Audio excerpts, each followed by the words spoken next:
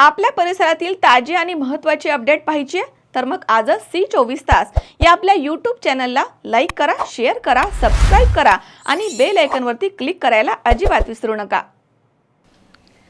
अंमली पदार्थ विरोधामध्ये जनजागृती मोहीम नेवासा पोलिसांनी हाती घेतली आहे। नशामुक्त भारत अभियान अंतर्गत नेवासा शहरामधील खोलेश्वर गणपती चौकात लावण्यात आलेल्या व्यसनमुक्त नेवासा सुंदर नेवासा या फलकानं नागरिकांचं लक्ष वेधून घेतलं।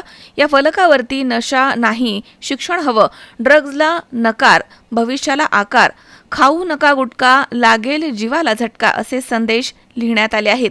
तसेच दारू, गुटखा, सिगारेट, ड्रग्ज यासारख्या व्यसनांवरती बंदीचे चिन्ह फलकावरती दर्शवण्यात आले आहे। सदरची संकल्पना नेवासा पोलीस ठाण्याचे पोलीस निरीक्षक प्रताप दराडे यांची आहे।